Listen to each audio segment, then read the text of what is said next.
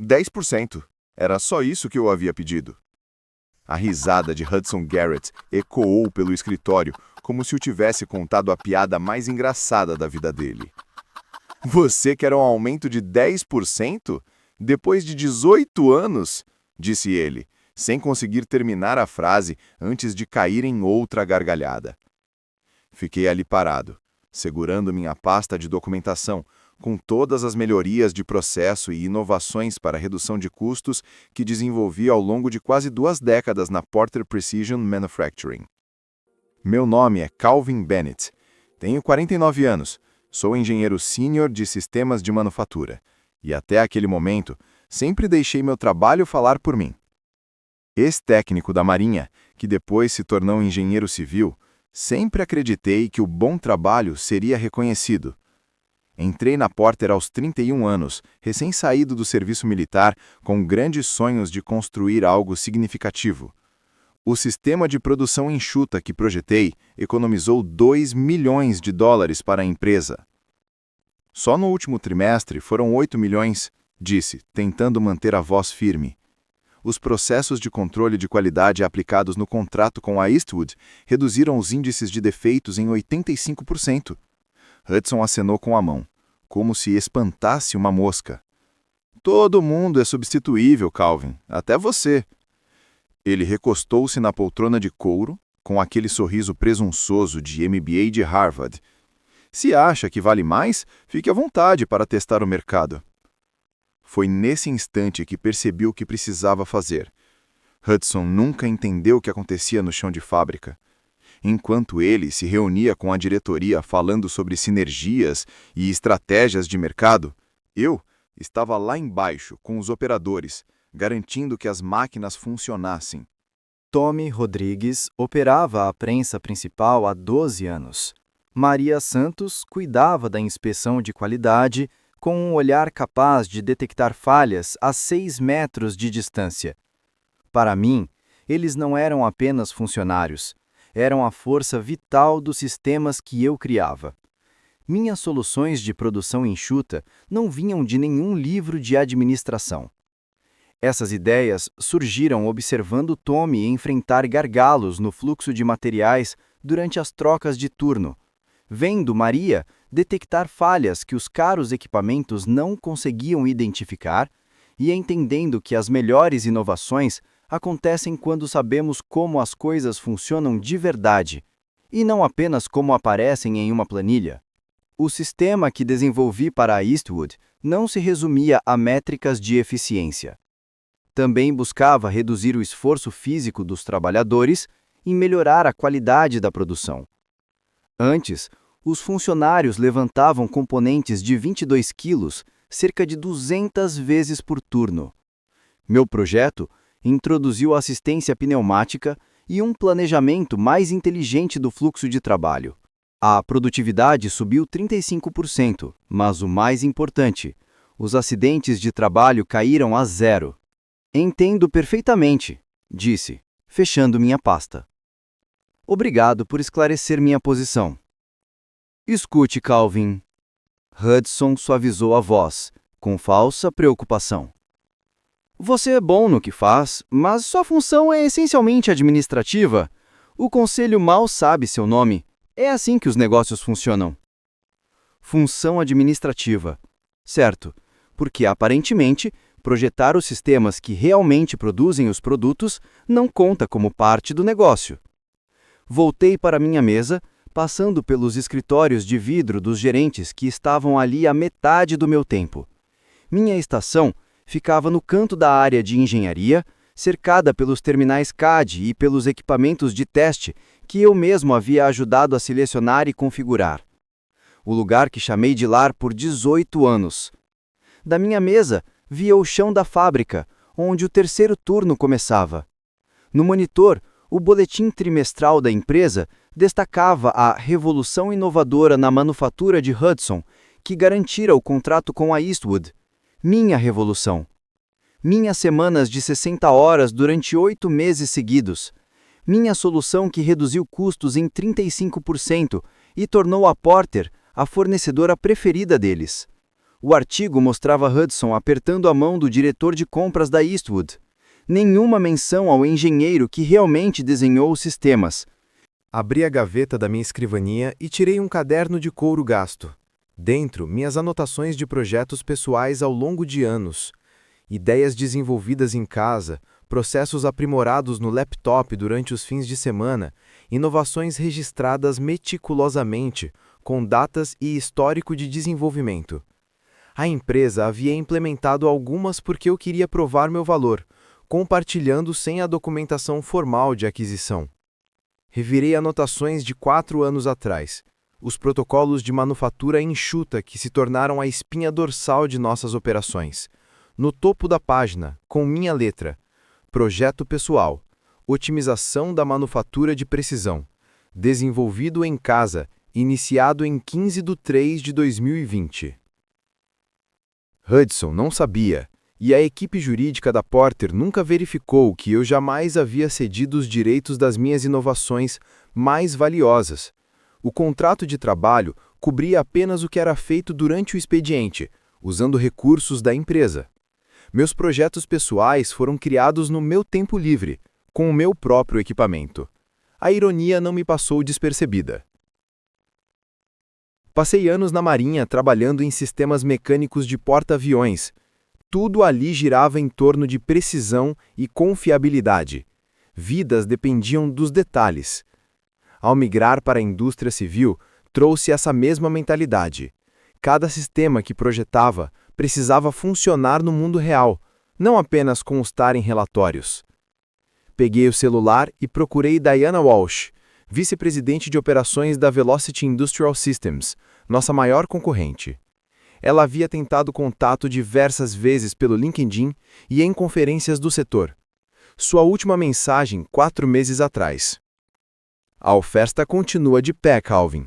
Precisamos de inovadores que realmente entendam de manufatura. Meu dedo pairou sobre o botão de chamada. 18 anos de lealdade pediam para eu parar. Então lembrei da risada de Hudson. Apertei o botão. Aqui é Calvin Bennett, da Porter Precision. Acho que chegou a hora daquela conversa que você mencionou. Calvin, disse Diana. Comecei a achar que você nunca ia ligar. Tá livre para jantar hoje à noite? 3 horas depois, estava sentado à frente de Diana no Richardson Steakhouse, no centro da cidade. Ela fizera reserva com um telefonema. O lugar tinha toalhas brancas e garçons de gravata borboleta.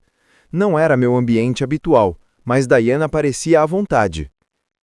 Acompanho seu trabalho há anos, disse Diana, cortando o bife.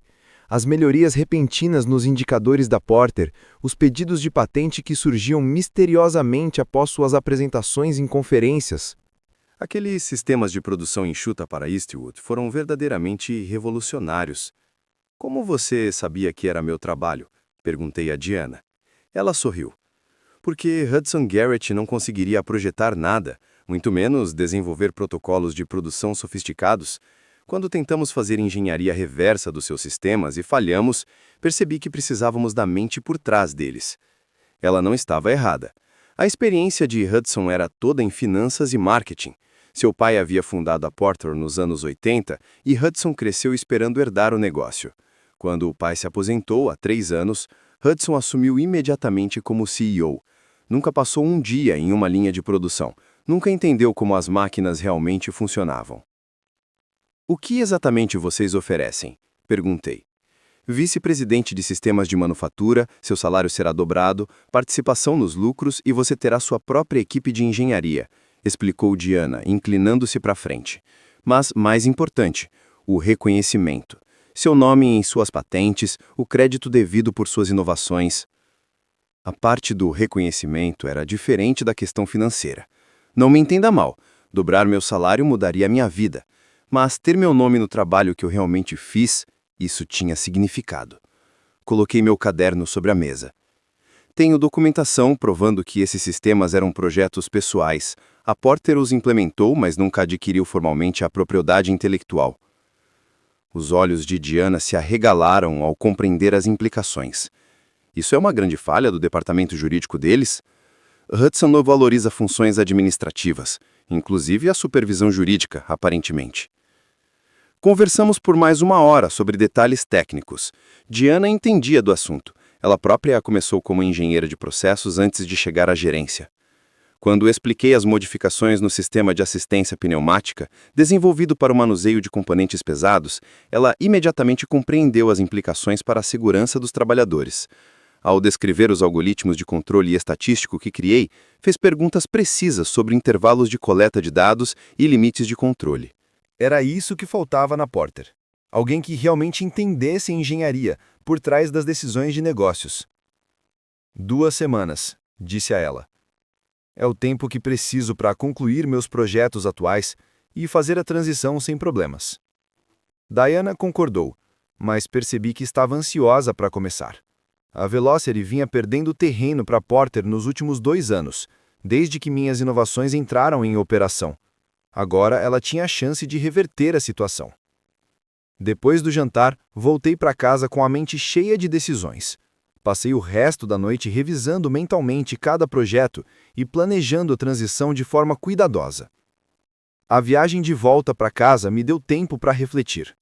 18 anos é muito tempo em uma empresa. Conhecia cada canto da fábrica, cada peculiaridade de cada máquina. Eu havia treinado a maior parte da equipe de engenharia atual. Puxa, eu tinha ajudado a projetar o layout do espaço de trabalho quando expandiram as instalações em 2018. Mas a lealdade precisa ser recíproca. Dediquei os melhores anos da minha carreira a Porter e Hudson acabara de deixar claro que isso não significava nada para ele. Quando o relógio marcou o início do dia seguinte, senti-me pronto para colocar o plano em ação. Na manhã seguinte, comecei a organizar minha transição. O primeiro passo foi documentar tudo que desenvolvi oficialmente para Porter, em contraste com meus projetos pessoais. A empresa detinha boa parte do meu trabalho, melhorias em processos padrão, especificações de equipamentos, materiais de treinamento. Mas as inovações essenciais que transformaram a eficiência de produção, essas eram minhas. Passei o fim de semana revisando arquivos, tanto no trabalho quanto em casa. O padrão era claro. Toda grande inovação começou como um projeto pessoal. Eu desenvolvi o conceito em casa, testava no laptop e depois apresentava como proposta de melhoria. A Porter ficava feliz em adotar minhas ideias, mas nunca se preocupava com a burocracia necessária para formalmente adquiri-las. Minha maior preocupação eram os rapazes da produção. Tommy, Maria e o restante da equipe não tinham feito nada de errado. Eram boas pessoas, apenas queriam trabalhar e sustentar suas famílias. Se a Porter enfrentasse dificuldades após minha saída, seriam eles os mais prejudicados. Mas eu também sabia que a Velocity tinha reputação melhor no tratamento justo de funcionários. Diana mencionou que planejavam expandir operações em Ohio. Talvez houvesse oportunidades para os colaboradores competentes da Porter caso a situação piorasse. A manhã de segunda-feira chegou com o típico barulho da fábrica. Troca de turno às 6, o estrondo das máquinas ligando, os ritmos familiares que ouvia há 18 anos. Antes de ir para meu escritório, percorri a fábrica conferindo os números de produção do fim de semana e cumprimentando a equipe que chegara cedo. Tudo estava funcionando perfeitamente. Os sistemas que projetei operavam como planejado. A linha de produção da Eastwood produzia peças com taxa de qualidade de 99,2%. Os novos sistemas pneumáticos eliminaram as lesões por esforço repetitivo na área de montagem pesada. O fluxo de materiais estava tão otimizado que gargalos eram raros. Foi um bom trabalho, um trabalho do qual me orgulhava, e Hudson achava que eu era substituível. Passei a semana seguinte concluindo minha documentação em silêncio. Cada projeto pessoal foi catalogado com datas de desenvolvimento, iterações de design e registros de implementação. Fiz cópias de todos os e-mails em que oferecia a Porter a chance de adquirir formalmente minhas inovações. As respostas desdenhosas de Hudson foram particularmente reveladoras. A pesquisa jurídica levou algum tempo, mas a conclusão foi clara. Minha propriedade intelectual pessoal nunca havia sido transferida para Porter. Eles implementaram meus sistemas com base nas minhas recomendações, mas nunca formalizaram a aquisição. Era uma governança corporativa negligente, típica de liderança que não valoriza detalhes legais. No final da semana, eu tinha tudo o que precisava: documentação, clareza jurídica e plano para seguir em frente. Com tudo organizado, aguardei sexta-feira à tarde para colocar em prática minha decisão. Na sexta-feira à tarde, digitei minha carta de demissão. Após entregar a carta, deixei o assunto descansar e só no sábado de manhã entrei em contato com Diana Walsh para confirmar minha disponibilidade. "Estou pronto", disse quando ela atendeu. "Excelente! Pode começar na segunda?" "Me dê 2 semanas para organizar tudo direito. Mas sim, você está indo para a Velocity." Havia satisfação na voz dela. "Bem-vindo à equipe, Calvin. Isso vai ser divertido." Na segunda-feira de manhã, entrei no escritório de Hudson com minha carta de demissão. Ele olhava fixamente para a tela do computador, provavelmente revisando as últimas projeções trimestrais que pareciam boas, graças aos sistemas que eu havia desenvolvido. "Aviso prévio de 2 semanas", disse ele, mal olhando para o documento. "Para onde você está indo?" Pensei em mentir, mas decidi que a honestidade teria mais impacto. "Velocity Industrial Systems." Isso chamou sua atenção. Ele ergueu a cabeça bruscamente, estreitando os olhos. "Nosso concorrente? Que azar! Estamos em negociações finais com a Eastwood para expandir nosso contrato. Eu sei, eu projetei os protocolos de fabricação para essa proposta." A expressão de Hudson mudou de um desdém casual para uma preocupação genuína. O sangue lhe sumiu do rosto ao perceber que aquilo significava: "Deveríamos discutir opções de retenção. Talvez aquele aumento que você mencionou. A Velocity está oferecendo o dobro do seu salário, além do cargo de vice-presidente e participação nos lucros." Ele forçou uma risada, mas agora suado a vazia. "Eles estão pagando caro demais. Você vai se decepcionar quando a realidade bater a porta." "Veremos", respondi, saindo. Minhas últimas 2 semanas na Porter foram estranhas. Rapidamente se espalhou a notícia de que eu estava indo para a Velocity. Algumas pessoas ficaram chocadas, outras disseram que já esperavam por isso. Na terça-feira, Tommy Rodrigues me chamou de lado. "Você vai mesmo para a concorrência, Kel?" "Sim, Tommy." "Chegou a hora." Ele assentiu lentamente. "Não posso te culpar. Hudson vem levando crédito pelo seu trabalho desde o primeiro dia. Todos nós sabemos quem realmente projetou esses sistemas." Isso significava muito. Os rapazes da fábrica sabiam. Sempre souberam. Passei os últimos dias finalizando meus documentos de transição e treinando meu substituto, um jovem brilhante chamado Andy Patterson, recém-formado em engenharia pela Universidade Estadual de Ohio. Ele estava ansioso, mas também assustado, o que eu entendia. Os sistemas que herdaria eram complexos.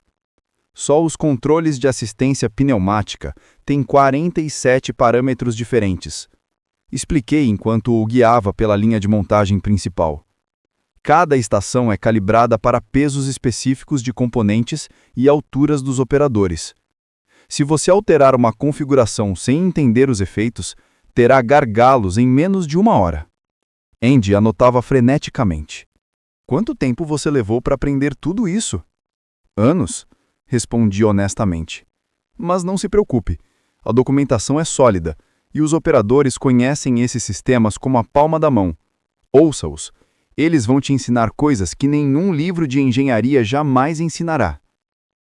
Também fiz um backup discreto de toda a documentação dos meus projetos pessoais e guardei cópias dos e-mails em que oferecia à Porter a possibilidade de adquirir minhas inovações. As respostas de Hudson foram particularmente reveladoras. Uma delas, de 2021, dizia: "Se funcionar, implementem. A gente cuida da papelada depois." Essa papelada nunca apareceu. Na quinta-feira da última semana, encontrei-me com Preston Vance, consultor jurídico da Porter, para a entrevista de desligamento padrão. "Só papelada de rotina", assegurou ele, deslizando os documentos pela mesa. "Acordo de não concorrência, cláusula de confidencialidade, confirmação de que você não está levando nenhum bem da empresa." Analisei tudo cuidadosamente. A cláusula de não concorrência não constava do meu contrato original, e eu não a assinaria agora. Quanto aos bens da empresa, só levaria o que me pertencia. Não vou assinar o acordo de não concorrência, disse a Vence. Não fazia parte do meu contrato original. Agora é procedimento padrão, respondeu ele, desconfortável. Não para mim. E quanto aos bens da empresa, estou levando minha propriedade intelectual pessoal, que nunca foi formalmente adquirida pela Porter. Que propriedade pessoal? A expressão de Vence se fechou. Abri meu caderno, mostrando as anotações datadas. Esses sistemas de produção foram desenvolvidos no meu tempo livre, com meus próprios recursos. A Porter os implementou, mas nunca concluiu nenhum processo de aquisição. Tenho documentação para provar isso. Vence folheou meu caderno, o rosto empalidecendo. Esses são os sistemas principais que usamos para tudo? Sim, são eles, respondi calmamente. Ele me olhou, depois voltou ao caderno. Preciso fazer algumas ligações. Claro, mas meu contrato termina na sexta, e meus pertences pessoais vão comigo. A tarde de sexta-feira chegou cinza e chuvosa, o típico clima de Ohio no fim do outono. Limpei minha mesa, despedi-me da equipe de engenharia e dei uma última volta pela fábrica. As máquinas zumbiam com a eficiência que eu ajudara a criar. Os operários se moviam no ritmo dos processos que projetei. Era um bom trabalho, mesmo que Hudson nunca o tivesse reconhecido. Maria Santos fazia verificações de qualidade na linha de produção da Eastwood. Ela olhou para cima ao me ver. Ouvi dizer que você vai nos deixar, disse. Novas oportunidades, Maria, mas esses sistemas continuarão funcionando sem problemas.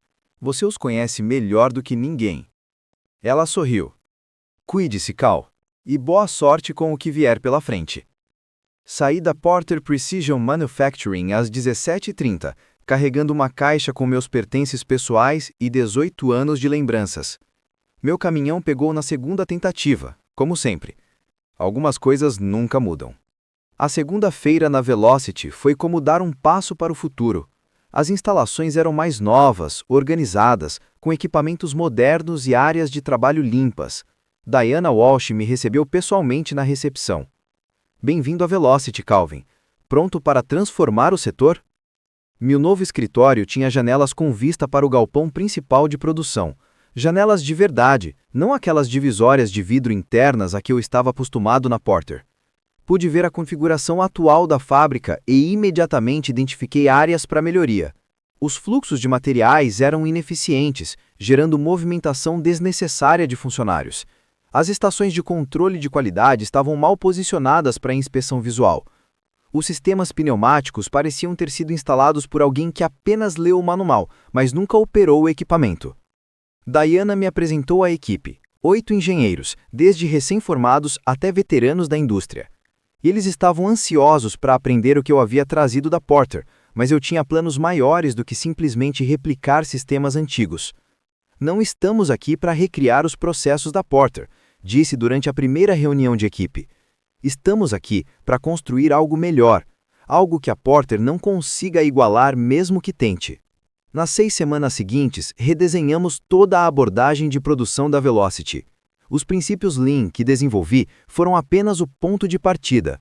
Integramos algoritmos de manutenção preditiva, aprimoramos a ergonomia dos trabalhadores e implementamos monitoramento de qualidade em tempo real, detectando defeitos antes que se tornassem problemas. Os resultados foram imediatos. A eficiência aumentou 28%, os custos operacionais caíram 22% e os indicadores de qualidade melhoraram em todas as linhas de produtos. Mas mais importante, os acidentes de trabalho caíram quase zero e as pesquisas de satisfação dos funcionários mostraram melhora significativa. A equipe de vendas percebeu. Começaram a abordar clientes com dados de desempenho que a Porter não conseguia igualar. Na manhã em que Eastwood anunciou que mudaria o contrato para a Velocity, meu telefone começou a vibrar. O nome de Hudson apareceu 4 vezes antes de ele deixar uma mensagem. Calvin, aqui é o Hudson. Precisamos conversar sobre oportunidades de consultoria imediatamente. A Porter está preparada para oferecer uma remuneração substancial. Por favor, me retorne a ligação. Salvei a mensagem, mas não retornei a ligação. A ironia não me passou despercebida. 3 meses atrás, eu havia pedido um aumento de 10% e fui motivo de riso. Agora, ele falava em remuneração substancial. 3 dias depois, Hudson estava me esperando ao lado do meu carro, no estacionamento da Velocity. A arrogância confiante do CEO havia desaparecido. Parecia cansado, de algum modo mais velho. Isso é inapropriado, disse, mantendo distância. Você colocou 200 empregos em risco, afirmou ele, com voz urgente. A Porter está enfrentando uma crise por causa do que você pegou. Eu não peguei nada que pertencesse à Porter. Peguei minha propriedade intelectual pessoal, que a Porter usou sem a devida aquisição. Ninguém vai acreditar nisso. Parece roubo corporativo. Eu tenho documentação datada de cada projeto, cada implementação, cada conversa em que a responsabilidade nunca foi transferida. Sua equipe jurídica nunca fez o trabalho direito. Hudson se aproximou. Diga o preço. Seja qual for o valor que a Velocity estiver pagando, nós triplicaremos. Pensei naqueles 18 anos, sentada à minha mesa enquanto ele levava o crédito pelo meu trabalho. No viso dele quando pedi um reconhecimento básico. Você me disse uma vez que todos são substituíveis. Até eu. Estou apenas seguindo sua própria filosofia de negócios. Os resultados do trimestre seguinte foram devastadores para Porter. Sem um contrato com Eastwood, eles perderam 40% da receita. As ações da empresa caíram 48% em 6 semanas. O conselho começou a questionar seriamente como a empresa havia se tornado tão dependente de sistemas, que, na verdade, não lhe pertenciam. Publicações do setor divulgaram matérias sobre o misterioso colapso técnico da Porter. A Manufacturing Weekly classificou o ocorrido como uma perda catastrófica de conhecimento institucional. O Wall Street Journal descreveu o caso como um exemplo clássico de má gestão de propriedade intelectual. Ninguém mencionou as risadas de Hudson em seu escritório, mas a mensagem era clara. Empresas que não valorizam seus talentos pagam o preço. A Porter demitiu 180 funcionários. Eu assistia ao anúncio no meu escritório, enquanto revisava os planos de expansão da nova divisão automotiva da Velocity. Cada nome na lista de demissões era de alguém com quem eu havia trabalhado, alguém que o respeitava. Tommy Rodrigues. Maria Santos. Pessoas boas que não mereciam sofrer por causa da arrogância de Hudson. Foi então que Diana e eu tivemos uma conversa séria sobre responsabilidade corporativa. Não podemos simplesmente comemorar o fracasso da Porter, disse a ela. Essas são pessoas reais, com famílias e hipotecas. O que você tem em mente? Perguntou ela. A Velocity lançou a Operação Oportunidade na semana seguinte. Comprometemo-nos a entrevistar todos os ex-funcionários qualificados da Porter. Para vagas especializadas que não conseguíamos preencher de imediato, firmamos parcerias com fabricantes regionais para criar serviços de recolocação profissional. Para os trabalhadores próximos da aposentadoria, oferecemos contratos de consultoria que garantiam uma renda extra até que suas pensões entrassem em vigor. Tommy Rodrigues tornou-se meu técnico principal para a instalação de sistemas pneumáticos. Maria Santos juntou-se à nossa equipe de controle de qualidade como inspetora sênior. Em 6 meses, contratamos 73 ex-funcionários da Porter. A imprensa empresarial local chamou isso de estratégia inovadora para substituir a concorrência, mas para mim era apenas fazer o certo por pessoas que apoiaram meu trabalho durante anos. Então veio o processo. A Porter me processou por roubo de propriedade intelectual e sabotagem corporativa. A equipe jurídica deles apresentou extensa documentação alegando que eu havia roubado processos de fabricação proprietários. Hudson concedeu entrevistas a publicações especializadas sobre como proteger empresas americanas da espionagem industrial. O caso desmoronou durante a fase de coleta de provas. Minha documentação desatualizada comprovou que todas as principais inovações haviam se originado como projetos pessoais. As trocas de e-mails mostraram Hudson descartando explicitamente a necessidade de aquisição formal da propriedade intelectual. O mais prejudicial foi uma gravação de uma reunião do conselho, onde Hudson se gabava de ter obtido projetos de engenharia brilhantes sem pagar pelos custos de aquisição. O juiz rejeitou o caso, destacando a falha da Porter em garantir a titularidade das inovações que haviam implementado. Só os honorários advocatícios custaram a Porter mais $1 milhão que eles não podiam pagar. Alguns dias se passaram desde a decisão judicial e a poeira da batalha legal ainda pairava no ar, quando na manhã seguinte à minha saída oficial da Porter, recebi uma visita inesperada. Preston Vance, aparentando estar consideravelmente mais velho do que durante minha entrevista de desligamento. Fui demitido no mês passado, disse ele, sentando-se pesadamente na minha cadeira. Parte dos cortes finais. Sinto muito por isso. A Velocidade está expandindo sua equipe jurídica, caso tenha interesse, disse ele, balançando a cabeça. Não foi por isso que vim. É sobre suas inovações, sua documentação. Fiquei tenso. O tribunal já se pronunciou sobre isso. Eu sei, e decidiram corretamente, respondeu ele. Mas há algo que você precisa saber. Depois que você mencionou seus projetos pessoais na entrevista de desligamento, fui direto falar com Hudson. Mostrei a ele e-mails antigos em que você se ofereceu para que a empresa adquirisse formalmente seu trabalho. Você até sugeriu termos de remuneração razoáveis. Lembrei-me desses e-mails agora. Eu estava tentando fazer a coisa certa, oficializar tudo. O Hudson respondeu descartando a necessidade de aquisição formal. Disse algo como, implemente se funcionar, nós cuidamos da papelada depois. Quando você saiu e a Velocity começou a usar seus sistemas, ele me ordenou que processasse você de qualquer maneira, apesar de saber que não tínhamos caso. Por que me conta isso agora? Porque o que aconteceu com a Porter não foi apenas você levar suas inovações para outro lugar. Foi sobre anos de arrogância sistemática. Hudson não apenas te desvalorizou, ele tratou todos como peças descartáveis. Jurídico, operações, engenharia. Quando você saiu, ficou evidente o quão disfuncional tudo estava. 6 meses depois, a Porter entrou com pedido de falência sobre o capítulo 11. Hudson foi forçado a renunciar. O conselho contratou especialistas em reestruturação, mas já era tarde demais.